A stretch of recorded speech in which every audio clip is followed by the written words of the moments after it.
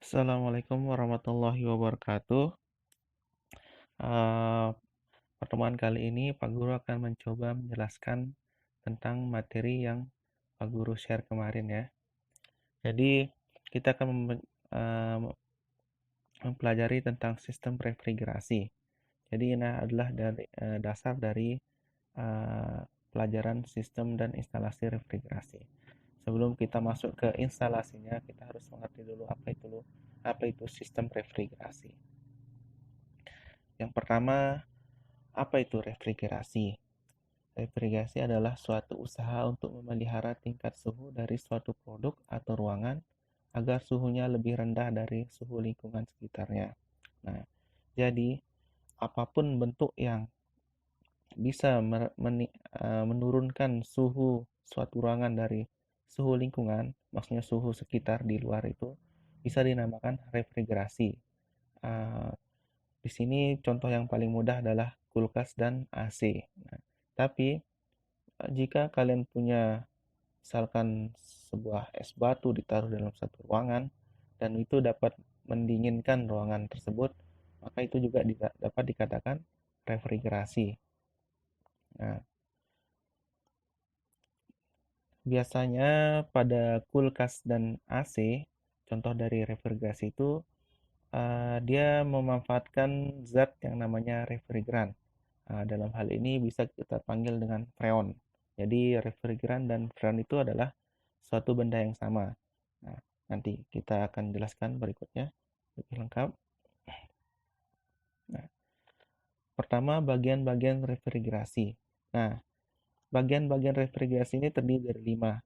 Nah, perlu diingat di sini refrigerasi yang kita maksud di sini adalah uh, refrigerasi untuk alat kulkas, AC, freezer, dan komponen-komponen pendingin lainnya. Jadi 5 bagian ini adalah 5 bagian utama. Di luar bagian 5 ini juga terdapat bagian-bagian tambahan yang akan dijelaskan nanti ya. Yang pertama adalah kompresor, yang kedua adalah kondensor, yang ketiga adalah evaporator, 4 katup ekspansi, dan 5 adalah refrigeran. Nah, refrigeran atau freon. Nah, ya, kita akan jelaskan masing-masing. Nah, bagian yang pertama adalah kompresor. Jadi, kalau kalian mendengar kata kompresor, biasanya kalian akan terrujuk pada tukang tempel angin ya, tempel ban maksudnya. Ya, jadi fungsinya sama. Ya, jadi kompresor di sini itu berfungsi untuk menghisap dan menekan pendingin refrigeran. Jadi refrigeran bahan pendingin freon itu adalah satu satu bahan yang sama ya.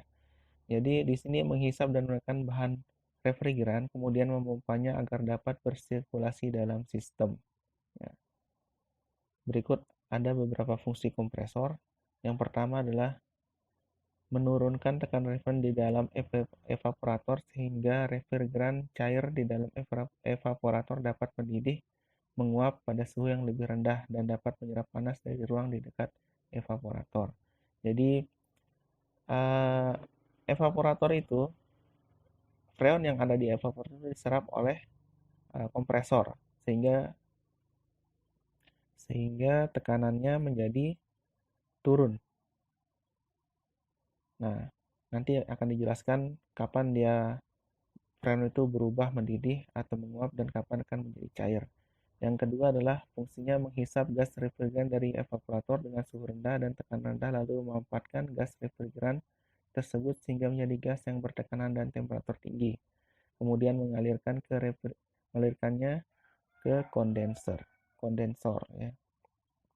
Jadi nanti akan dijelaskan di mana posisi-posisi kompresor, evaporator, kondensor, dan katup ekspansi, dan di mana letak refrigeran atau freon tersebut. Nah, jadi di sini contoh dari sebuah kompresor. Ini adalah kompresor dari kulkas. Jika kalian punya kulkas, kalian perhatikan ada sebuah benda seperti ini, biasanya berwarna hitam ya.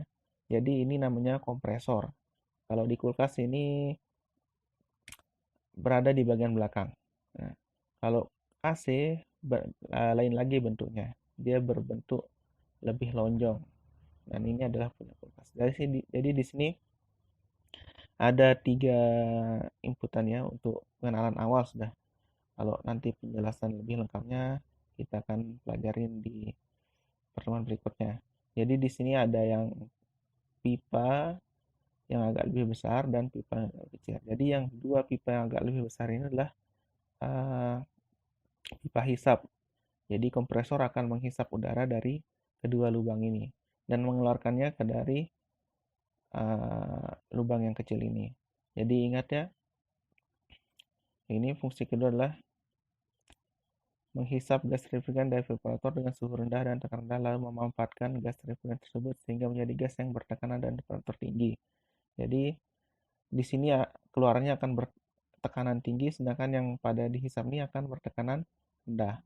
Biasanya yang dipakai adalah yang ini. Ini terhubung ke evaporator. Jadi kompresor menghisap freon dari evaporator dan memanfaatkannya dialirkan ke kondenser di sini. Yang di sini ini biasanya dipakai hanya untuk pengisian. Jika freonnya habis, bisa kita isi melewat sini. Di sini akan biasanya buntu ya, tidak terhubung kemana-mana. Selanjutnya, kita akan membahas kondensor. Kondensor adalah alat yang dapat melepaskan panas yang diserap dari evaporator. Nah, kondensor ini biasanya berada di bagian belakang kulkas. Nah, coba kalian perhatikan jika kulkas sudah hidup, bagian belakang akan terasa panas. Nah, itu adalah fungsi alat tersebut yaitu melepaskan panas. Panasnya dari mana? Ya, panasnya itu dari evaporator. Evaporator itu berada di dalam kulkas. Nah, kenapa kulkas bisa menjadi dingin? Karena panas yang ada di dalam kulkas, yang ada di bahan-bahan makanan yang kita taruh di dalam kulkas itu akan diserap panasnya oleh evaporator. Nah, panas tersebut akan dibawa ke bagian kondensor dan dilepaskan ke luar. Jadi panas yang berada di dalam kulkas itu lama-lama akan habis dibawa keluar oleh kondensor sehingga di dalam kulkas akan menjadi dingin ya. Jadi dingin itu terjadi karena panas yang ada pada bahan-bahan makanan di dalam kulkas itu diambil sehingga panasnya menjadi kurang dan menjadi dingin atau suhunya menjadi rendah. Kondensor ditempatkan di luar ruangan yang sedang didinginkan agar dapat membuang panasnya keluar kepada media pendinginnya. Nah, kalau kulkas biasanya berada di belakang itu ya, di belakang kulkas kalau kalian pegang itu akan terasa panas. Sedangkan kalau di AC itu berada di luar. Kalau kalian perhatikan AC itu ada dua bagian ya, ada yang di bagian dalam itu sebagai evaporator dan bagian luar itu sebagai kondensor. Jadi terpisah ya. Jadi AC itu biasa disebut juga AC split atau yang AC yang dipecah. Ada bagian dalam, ada bagian luar. Untuk lebih jelasnya akan kita bahas di pertemuan berikutnya.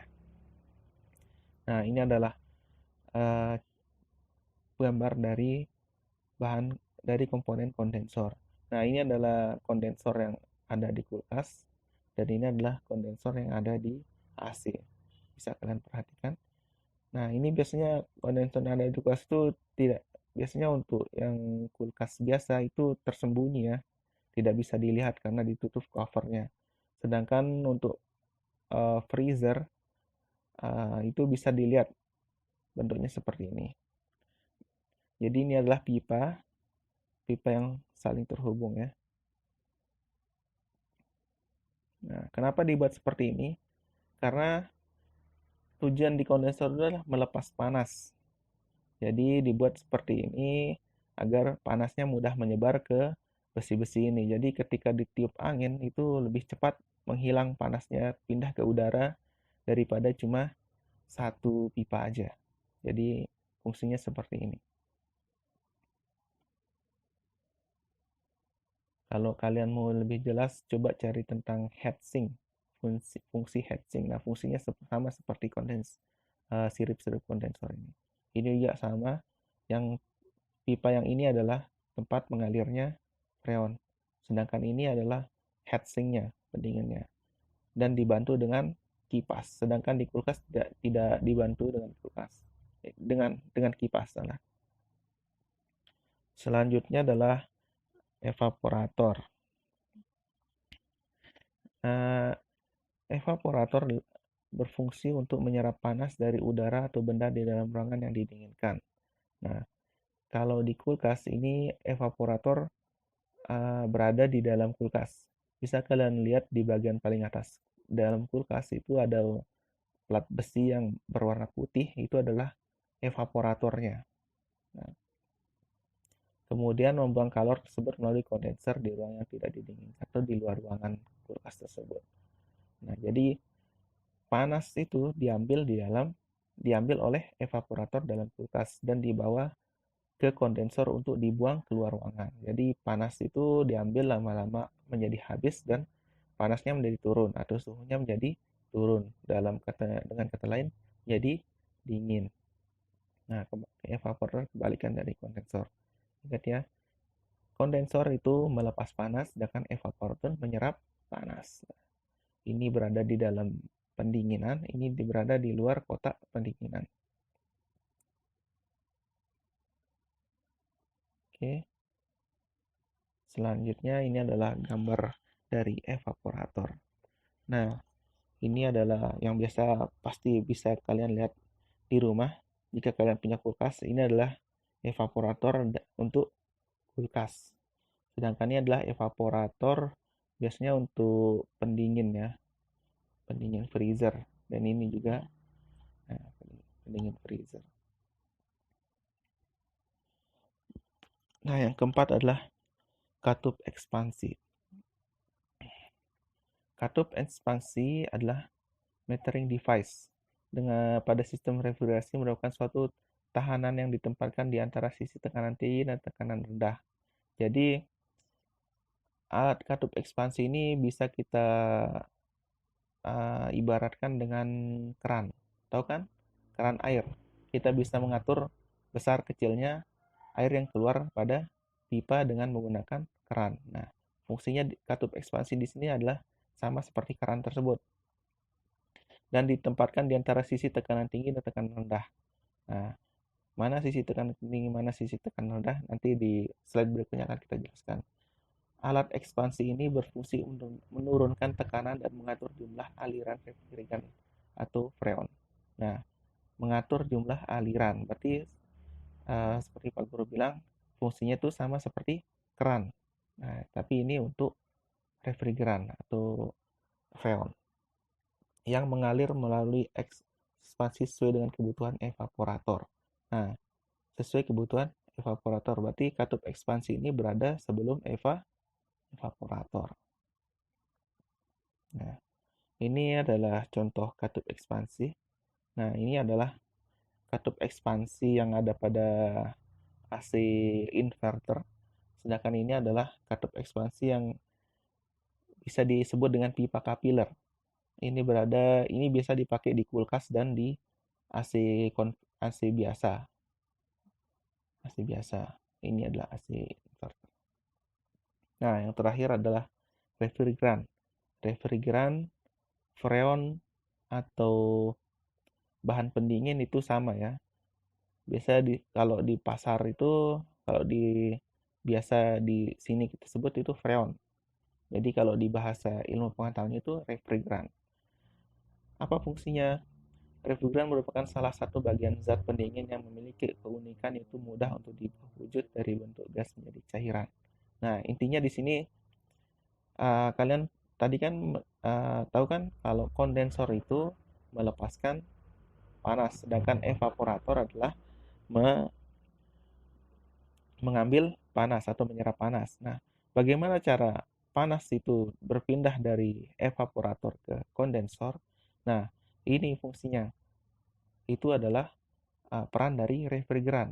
Jadi panas yang diserap oleh evaporator itu dialirkan dan dipindahkan ke refrigeran dan dibawa ke kondensor untuk dilepas. Nah, terus seperti itu. Nah, Untuk lebih jelasnya nanti di slide berikutnya ada uh, diagram sistem refrigerasi akan aku jelaskan. Nah, contoh refrigeran yang sering digunakan tuh yang pertama amonia ya. Ini untuk bagian industri, untuk chiller, untuk uh, dak yang besar-besar, biasanya dipakai di industri seperti AC besar di mall. Yang kedua adalah fluorinate, CFC, dan turunannya.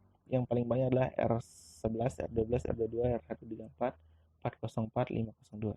Jadi yang paling banyak digunakan itu pertama R22, ini di AC, R134 ini di kulkas, R404 ini di AC, R502. Kalau ini sudah mulai ditinggalkan ya karena tidak, yang tiga ini R22 ini juga sudah mulai ditinggalkan karena dapat merusak ozon. Nah, ini adalah contoh kaleng dari refrigeran atau freon. Ini R22 berarti R22, R134 dan R404. Oke, kita masuk ke diagram siklus refrigerasi. Nah, jadi di sini digambarkan 5 komponen utama itu. Yang pertama adalah kompresor bagian ini, kondensor, evaporator, dan katup ekspansi. Di mana letak, terus bagian kelima di mana? Itu refrigeran, yaitu ya ini kalian perhatikan, ini adalah pipa yang saling terhubung.